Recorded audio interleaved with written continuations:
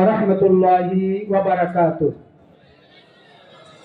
Alhamdulillahi rabbil alamin, wassalatu wassalamu ala sayyidil mursalin wa ala alihi wa ashabihi wa ahli baitihi ajma'in.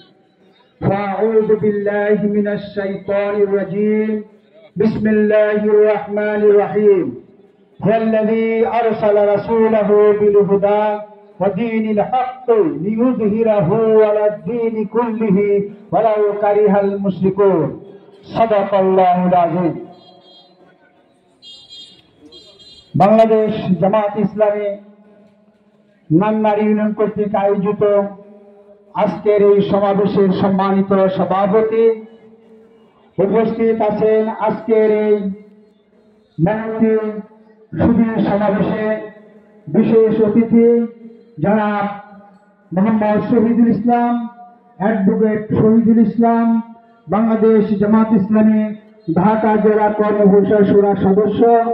উপস্থিত আছে আজকের এই সুধীর সমাবেশে জনাব মোহাম্মদ হাসান মাহবুব মাস্টার, জেলা কর্মপরিষদ শুরার সদস্য এবং জামাত ইসলামী মনোনীত সাভার বিশ্বের প্রার্থী এমপি প্রার্থী জনাব হাসান মাহবুব মাস্টার। মঞ্চে উপবিষ্ট আছেন আমাদের জামাত ইসলামী ধামরাই থানা শাখার নেতৃবৃন্দ, ধামরাই পৌরসভার নেতৃবৃন্দ এবং বিভিন্ন ইউনিয়ন থেকে আগত আমাদের ইউনিয়ন সভাপতি, সেক্রেটারি সহ জামাতের কর্মী এবং সুধীগণ, অত্র এলাকার আমার সম্মানিত সুধীগণ, আল্লাহ রাব্বুল আলামিনের দরবারে লাখো কোটি শুকরিয়া, যার অশেষ মেহেরবানিতে আজকে আমরা এই খোলা পরিবেশে আল্লাহর জমিনে আল্লাহর বিধান প্রতিষ্ঠার জন্য যে জামাত ইসলামী দীর্ঘদিন যাবৎ কাজ করে যাচ্ছে, এই জামাত ইসলামীকে বিগত সরকার অন্যায়ভাবে জুলুম করে নির্যাতনের মাধ্যমে আমাদের ভাইকে, আমাদেরকে হত্যা করে ফাঁসিতে ঝুলিয়ে জামাতকে নিশ্চিহ্ন করার যে অপচেষ্টা করেছিল, সেই সরকার সম্পূর্ণভাবে ব্যর্থ হয়েছে।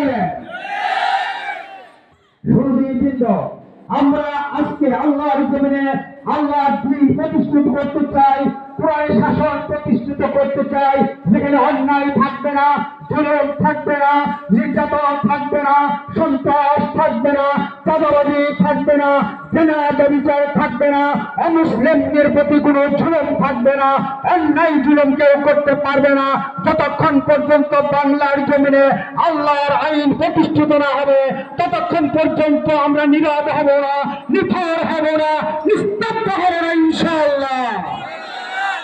সংগ্রামী সাথী বন্ধুগণ, আজকের এই মহাসমাবেশ থেকে আমরা এটাই জানান দিতে চাই, বাংলাদেশ জামাত ইসলামী সারা বাংলাদেশে ইতিমধ্যেই 300 আসনে প্রার্থী ঘোষণা করেছে।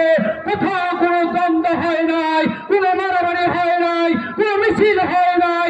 আপনারা তার বাস্তব সাক্ষী, ঠিক কিনা বলেন? আর যেই সংগঠন আল্লাহর জমিনে আল্লাহর দ্বীন কায়েম করতে চায়, কোরআনের বিধান কায়েম করতে চায়, রাসূলের আদর্শ বাস্তবায়ন করতে চায়, সেখানে তারা মারামারি করতে পারে না, তাদের জন্য লড়াই করতে পারে না, তাদের জন্য কানাঘুষা করতে পারে না। সুষ্ঠু সুন্দরভাবে একটা নির্বাচনী ব্যবস্থা তৈরি করতে সক্ষম হয়েছে সেই বাংলাদেশ জামাত ইসলামীকে যদি আপনারা ক্ষমতায় পাঠাতে পারেন, সংসদে পাঠাতে পারেন, অন্যায় জুলুম দেশ থেকে চিরতরে নিশ্চিহ্ন হবে ইনশাআল্লাহ। আজ এই দীর্ঘ 18টি বছর আমরা এই সুযোগ পাই নাই, আমরা কথা বলতে পারি নাই। যারা আমাদের উপর জুলুম করেছে, অন্যায় করেছে, অন্যায়ভাবে আমাদেরকে বিতাড়িত করতে চাইছিল, আল্লাহর অশেষ মেহেরবানিতে তারাই বিতাড়িত হয়েছে। আল্লাহ বলছেন, যা আল হক ওয়া যাকাল বাতিল ইন্নাল বাতিলা কানা যাহুকা। সত্য প্রতিষ্ঠিত হবে, অসত্য বিতাড়িত হবে এবং সত্যই আগমন করবে ইনশাআল্লাহ। আগামী দিনে বাংলাদেশে কোরআনের শাসন কায়েম হবে, কোরআনের সংসদ কায়েম হবে ইনশাআল্লাহ। সেই জন্য জামাত ইসলামী একা একা এই কাজ কিছুতেই করতে পারবে না।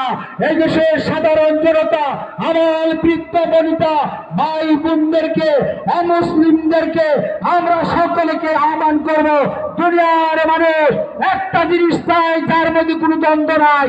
মানুষ শান্তি চায়, হিন্দু শান্তি চায়, খ্রিস্টান শান্তি চায়, মুসলিম শান্তি চায়, ইহুদি নাসারা শান্তি চায়, সকলেই শান্তি চায়। ঠিক কিনা বলেন? শান্তি দেওয়ার মালিককে সেই মহান রব্বুল আলামিন একমাত্র আমাদের শান্তি দিতে পারেন।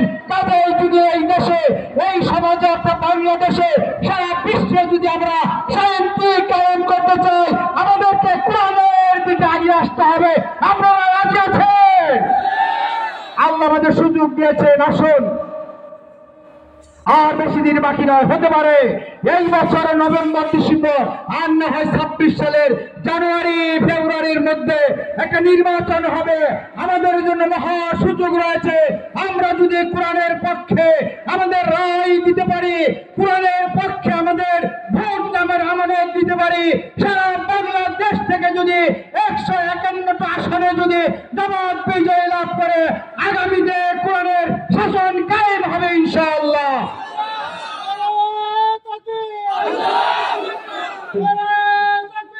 আল্লাহু আকবার।